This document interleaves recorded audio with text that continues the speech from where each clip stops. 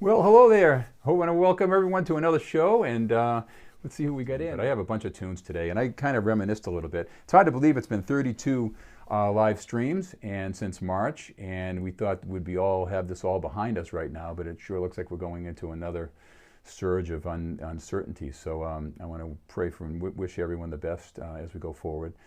This is truly a pleasure for me coming to you from my home. Here, and I'm trying to do different tunes every single show.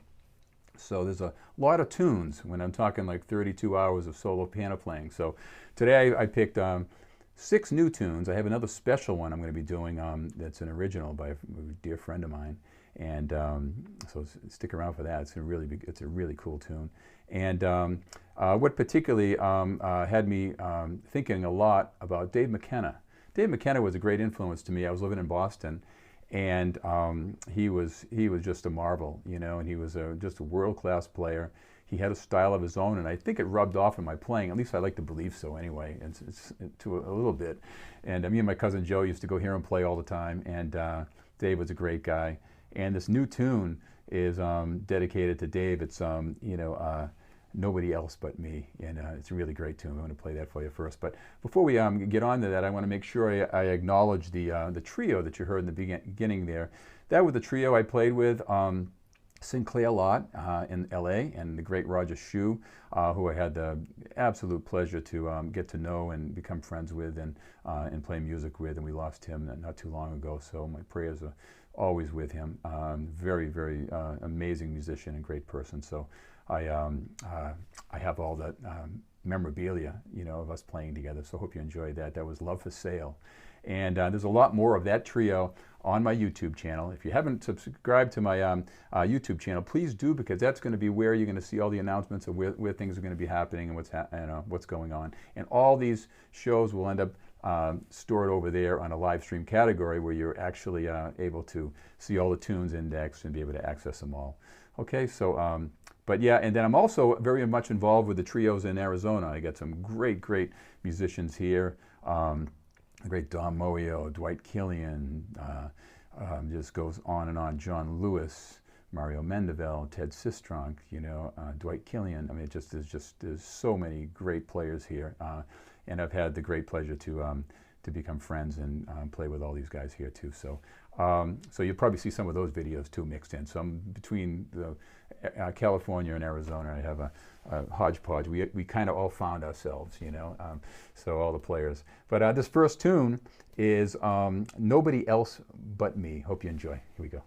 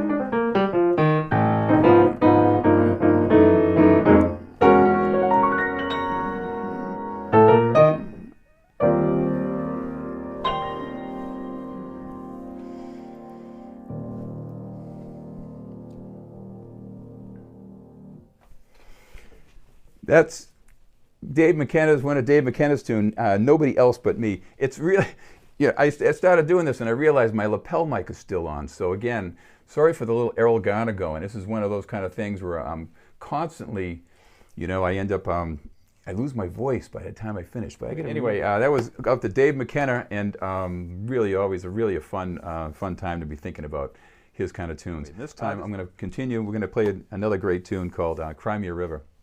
And I'm going to play it. I'm going to shut off my vocal mic this time. Okay, here we go.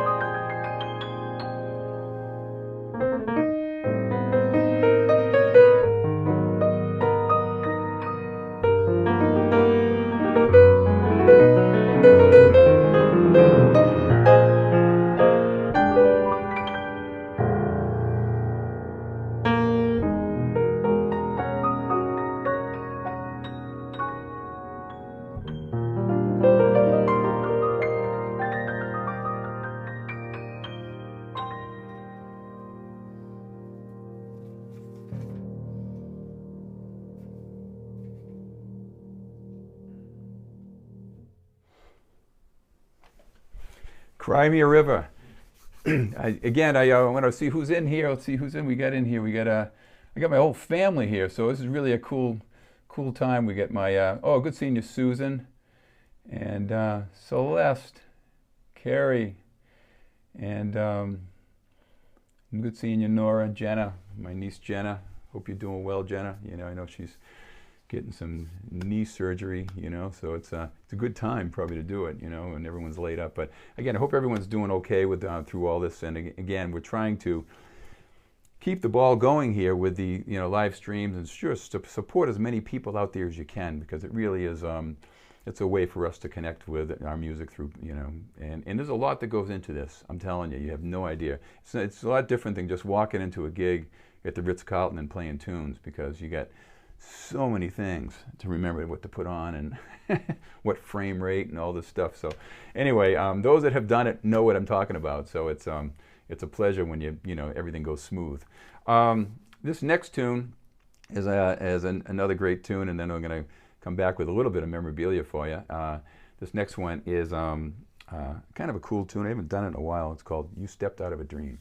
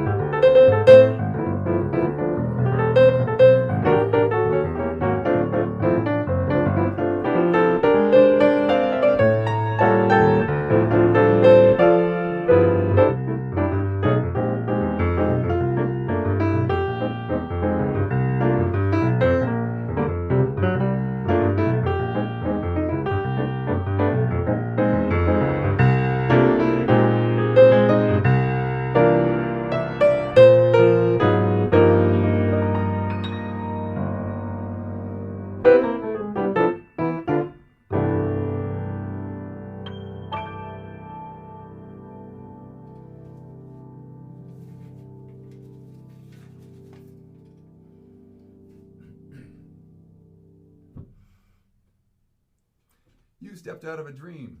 You know, it's funny. I stopped losing my voice. If you only if you only heard, it's like like one of those things. Now I know why Errol Garner and Keith Jarrett and all those guys do it.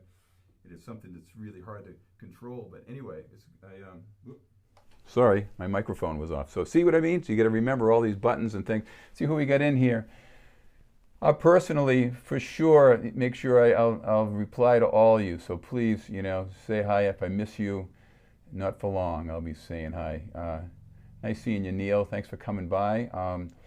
Let's see, Alex, good seeing you, man. I saw him doing a nice thing up here in Cave Creek. Real talented cat. You know, another fellow musician. And anyway, I want to get into a little bit of memorabilia. I like to share a little bit of my past on each show. It's been a long one. I'm dating myself a little bit now. I'm really feeling it. But you know, when I look back on these pictures I'm going to show you, it's going back 35 plus years. I mean, it's like, you know, I'm starting to think, you know. Anyway, I look different. I have long hair, a mustache, glasses. You know, so it's like. But anyway, let me pull it up here, and I will. Hold on 1 second. I gotta dig this out here. This is really cool. Here we go. Here's me here with the great Dick Johnson on alto, and he was a real inspiration to me. Dave Clark on bass, and the late Bob Gullotti, who was a wonderful drummer and dear friend. Oh my God, we were just not so long ago we lost Bobby, and it just we played so much together back in the day, and very, very special person. And there's me behind the piano with my long hair and glasses, and I had those old Toa cabinets back when I was a lot younger, and carrying these 60-pound speakers, but it mic'd the piano great. But anyway, it's great seeing these guys here, and I'll see what we got. I'll get a couple more here for you. So we got the, now here's a shot of me and Dick. This is one of my prize shots that I have in my career, is to play with this man. He was, we think about him, it's hard to believe he's not here anymore, and I know my cousin Joe has an affinity with him too, as we really have a lot to say. And when I moved to Arizona, Dick was responsible, along with Charlie Banakis and Paul Schmeling. He gave me great letters of recommendation for my work here. Here we are. There's a great picture of Dave Clark with Dick. Isn't that great? What a great shot. And Dick always showed up. He looked like $1 million all the time. He looked like he stepped out of a magazine, you know, just tremendous. And Dave Clark, the sweetest, greatest bass player, really good guy. We've had so many good memories together. And last, this is a prize shot. I just shared this with Dave recently, and here's Dick on the break, just showing Dave some wild changes of a standard that, you know, these old standards that Dick plays. So it's really, it was really pretty cool. So that's my memorabilia going back into the time here a little bit. That goes back, it's hard to say. Well, I know it had to be 35. I was like 27, you know, maybe 26, 27. So it's a long time ago, man. And it's, so anyway, that brings back some very special memories. I'm sure all of us right now are going and spending time really, you know, looking deep into our past and things, you know. I mean, it's like, I know right now, it's just unbelievable, you know, how much we're able to, you know, all this extra time on our hands. We're kind of going deep into the closets, and, you know, and looking at what you've done, and, you know, in your life, and what you want to do with your new life now. I me's because things have changed quite a bit. This next tune, I wrote some footnotes here. It's a great tune. It's called I've Grown Accustomed to Her Face, and it's written in 1956 by Frederick Lowe and Alan Lerner. And this is just a tremendous tune. And again, it's, you know, there's the jazz standards and things. This happens to be one. Some of these tunes are not tunes you're often going to hear that much, you know. So you just hear them now and then, and they're well-known standards. But by no means that, you know, you'd like to see a lot of the young players, you know, learn these things, you know. And this happens to be a more popular one, but still, it still has its unusual component to it. So hope you enjoy. I've grown accustomed to Her Face.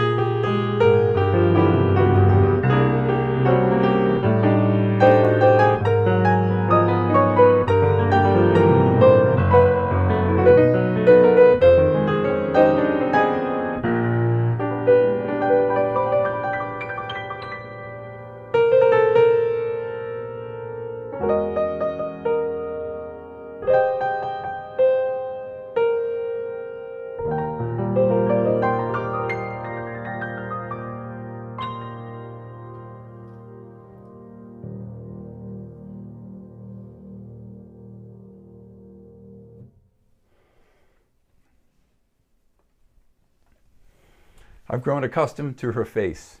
And, you know, it's just really a great tune. See what we get in here. Len Whitmore, My Fair Lady, yeah, absolutely. Natalie Butler, oh my God, all the way from the East Coast. Thank you, Natalie, for coming in. And I had mentioned something to Greg Abate, great alto player. I'm going to put a plug in for Greg, because what I was doing is I was putting my memorabilia together. And one of the memorabilia was Dick Johnson and Greg Abate.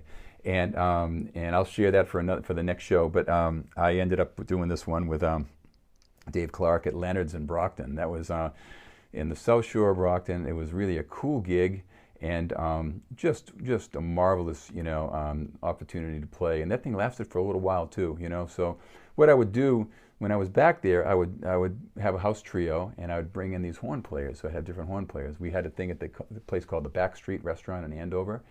I'll be sharing videos and pictures from that time. That was back in 1982. Where we had 1 year, we had 40 different horn players. You know, everyone from Jimmy Mosier to Herb Pomeroy to Jerry Bergonzi to George Garzone to you name it. They were all there. And Bill Pierce. And it was a wonderful, wonderful experience for me musically, and all the different rhythm section guys were there. So, but that particular gig in Leonard's in Brockton was in the South Shore of Boston, and it was. And Dick was from Brockton, so it was a big deal for him to play in his hometown there. It was kind of a big thing. And we opened up that particular gig with the great Lou Colombo and Dick Johnson. And I had Dave Clark and Bob Gullotti with the rhythm section there. It was really a cool time. So anyway, this particular next tune, let's see if we got in here. I have, so Greg, you're going to have your next one, be looking for some more pictures. I have a lot of pictures with Greg. You know, we did a jazz festival together, and we have some really great times, so some good memories. This next tune is written by a very dear friend of mine, and I want you to check out his material. His name is Ed Saindon. He is phenomenal, world-class vibist, and wonderful piano player, too. He's a world-class piano player. This guy can do it all. He's really that great, and he is just... I cannot say enough about his writing. He just posted a thing today. If you go to his and you find him, he's all over Facebook and YouTube and all. His name is Ed Saindon, and he just posted a thing today of humanity, and it was one of the greatest, I think, original compositions I have seen come through so far. It's like it is a work of art, and his writing is always that way. He's always has something up his sleeve, and we share our music with each other. Whenever he posts something on Facebook and he puts a PDF, I have it on the piano within 5 minutes, and I'm playing around with it. This next tune is something that he just wrote and recently, and I'm going to be checking this out. I'm going to be reading it down. It's something that it has some complexities to it, and we were talking about it. You know, me and Ed were sharing notes on it, and it's very very interesting. But I hope you enjoy it. It's called A Treasured Moment. And you get to hear Ed's version of this, but I hope I do it justice. It's just one of those kind of things where, you know, you're always putting your best foot forward with other people's material. But that's what makes the world go around. And I've shared a lot of my originals with Ed, and you know, and other players around too. So, but here we go on to Ed Saindon's tune called "A Treasured Moment." Here we go.